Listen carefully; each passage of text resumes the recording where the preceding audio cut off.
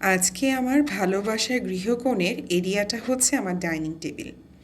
Dining টেবিলটা হচ্ছে এমন একটা জায়গা যেখানে কিন্তু দিনের শেষে সবাই একত্রিত হয়ে গল্পগুজব করে আর সারাদিনে ক্লান্তিটা ভুলে যায়। ডাইনিং টেবিলটা কিন্তু একটা বাড়ির অনেক গুরুত্বপূর্ণ জায়গা। এই জায়গাটাকে যদি আপনি একটু সুন্দর করে গোছাতে পারেন তাহলে কিন্তু সবার মনটাই প্রফুল্ল থাকে। আমার ডাইনিংটা যেহেতু গ্লাসের, তাই আমি এখানে গ্লাস ক্লিনারের মাধ্যমে পরিষ্কার করে নিচ্ছি।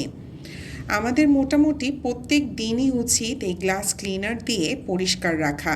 তাতে পরিষ্কার পরিচ্ছন্নতাও বজায় থাকে আর ধুলো জমতে পারে না। ডাইনিং টেবিলের যে কভার, চেয়ারের যে কভারগুলো দেখছেন, এগুলো আমি একটা অনলাইন পেজ থেকে নিয়েছিলাম। সেটার ভিডিও কিন্তু আমার পেজে আমি আগেই শেয়ার করেছি। আমি এখন খুব ভালো করে পুরো গ্লাসটা ক্লিন করে নিচ্ছি। আমি কিন্তু জুট অনেক বেশি পছন্দ করি, আর জুটের এই ম্যাটগুলো দিয়ে আজকে আমি আমার ডাইনিংটা সাজাবো। আমি আসলে মাল্টি ডিজাইন ব্যবহার করেছি যেন একঘেয়েমিতা না আসে।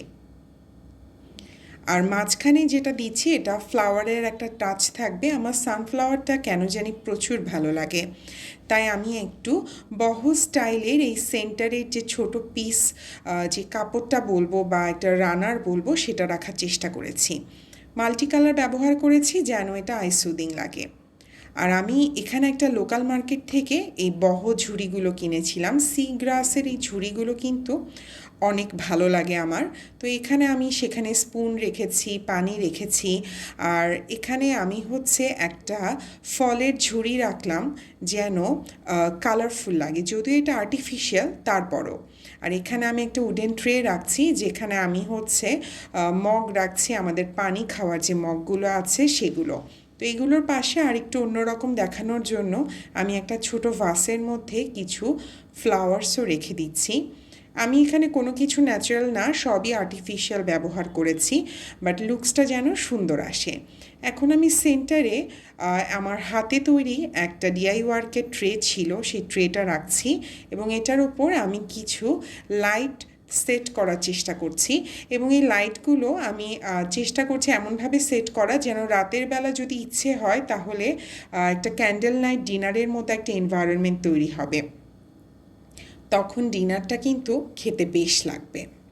আমার মোটামুটি পুরোটাই গোছানো শেষ, এটা আমার ফাইনাল লুক। আর এখন আমি কোন প্রোডাক্টটা কোথা থেকে, আমি চেষ্টা করেছি সব কিছু একটু বাজেট ফ্রেন্ডলি রাখার জন্য, আর লুকসটা যেন দিনে রাতে পুরোটাই ভালো লাগে। আমি এখানে আর্টিফিশিয়াল যে ফ্রুটসগুলো ব্যবহার করেছি সেগুলো একটা লোকাল মার্কেট থেকে নেওয়া, আর অন্য যেগুলো অনলাইন থেকে কিনেছি সেগুলো আমি আমার কমেন্টে লিংক দিয়ে দিব। তা আমার ফাইনাল ডেকোরেশনটা কেমন লাগলো অবশ্যই জানাবেন।